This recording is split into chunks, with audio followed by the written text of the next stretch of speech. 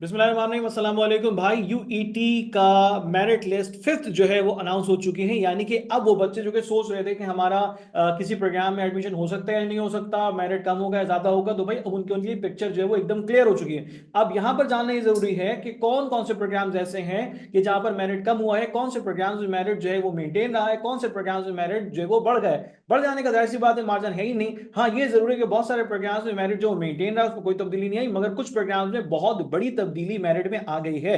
तो भाई ये आप अगर जान लेंगे तो जाहिर सी बात है आपके लिए फैसला करना आसान हो जाएगा। और फिर सबसे अहम बात कि जनाब हमने तमाम तरह प्रोसेस को ऑनलाइन कंप्लीट कर लिया, तो क्या अब हमारा एडमिशन कंफर्म हो गया? फीस भी सबमिट करवा दी, तो क्या हमारा एडमिशन कंफर्म हो गया? नहीं, अभी एक चीज जो कि सबसे ज्यादा अहम है आपको वो लाजमन करना है। वो क्या है मैं आपको वीडियो के एंड में बताऊंगा। अभी तो फिलहाल मैं आपके साथ डिस्कस करने जा रहा हूं कि कौन से प्रोग्राम में जो है मेरिट कम हो गया है और कौन से प्रोग्राम्स में मेरिट जो है वो मेंटेन है लास्ट मेरिट लिस्ट के एतबार से। तो चलें आइए आगाज करते हैं।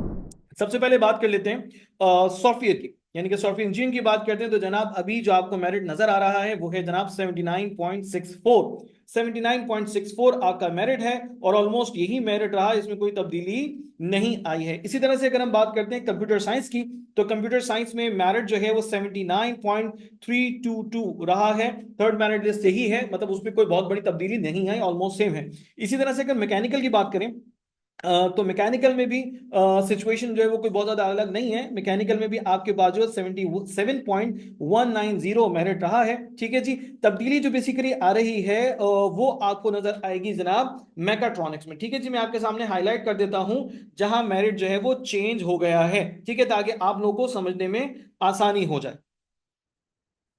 जी, इलेक्ट्रिकल में भी हुआ है, इलेक्ट्रॉनिक्स में भी हुआ है, मेरिट चेंज हुआ है जनाब। टेलीकॉम में भी हुआ है, बिल्कुल हुआ है सर। उसके बाद इंडस्ट्रियल मैन्युफैक्चरिंग में हुआ है, बिल्कुल हुआ है भाई। बड़ी तबाही वाला चेंज हुआ यहाँ पर नजर आ रहा है। इसी के साथ साथ जो इन्वायरमेंटल है इसमें भी जो वो मेरिट में तब्दीली आई है। तो जनाब कंप्यूटर में, मैकेनिकल में, कंप्यूटर साइंस में, सॉफ्टवेयर में जनाब मेरिट वही है, कोई तब्दीली नहीं आई, सेम है। तो भाई मैकाट्रॉनिक्स में कितनी तब्दीली आ गई है जनाब? अभी हमें नजर आ रहा है कि जनाब 74.167 है। और जबकि लास्ट टाइम जो था वो मेरिट ज्यादा था, वो ज्यादा था। ठीक है जनाब, 77 पॉइंट लास्ट टाइम जो आपका मैकेट्रॉनिक्स में मेरिट आ रहा है वो 74.17 रहा। ठीक है जी। और वो रिड्यूस होके 167 में कन्वर्ट हो गया। ठीक हो गया जी। सिविल में जो मेरिट है वो सेम है, उसमें कोई तब्दीली नहीं है, 72.919 है। उसके बाद है इलेक्ट्रिकल। इलेक्ट्रिकल में 70.766 मेरिट है अभी, जो कि नजर आता है हमें फिफ्थ मेरिट लिस्ट में। मगर उससे पहले जो मेरिट था वो कितना था ये आपको पता होना जरूरी है। जी बिल्कुल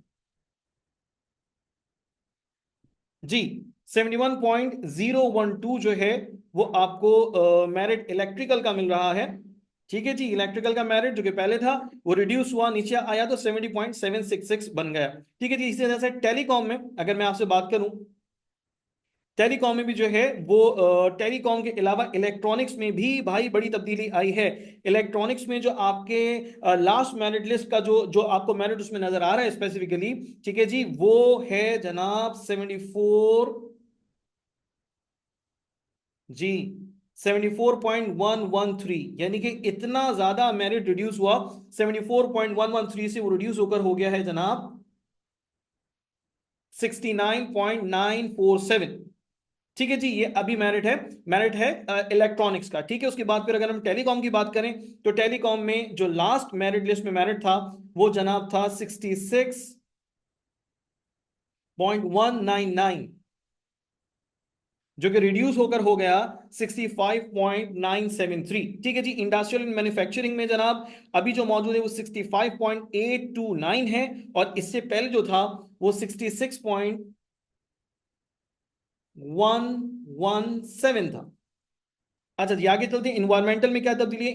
इन्वायरमेंटल में 65.419 अभी मौजूद है। इसके अलावा इससे पहले की अगर बात करें जी, इंडस्ट्रियल एंड मैन्युफैक्चरिंग के बाद अगर मैं जाता हूं इन्वायरमेंटल पे, तो इन्वायरमेंटल 65.419 यहां पर मुझे स्क्रीन पे नजर आ रहा है। और जो लास्ट मेरिट रहा है 65.477। ठीक है जी। तो जनाब ये कोई तब्दीली है जो आपको नजर आई है मैकेट्रॉनिक्स में, इलेक्ट्रिकल में, इलेक्ट्रॉनिक्स में, टेलीकॉम में, इंडस्ट्रियल में, मैन्युफैक्चरिंग में और इन्वायरमेंटल में मेरिट रिड्यूस हो गया है।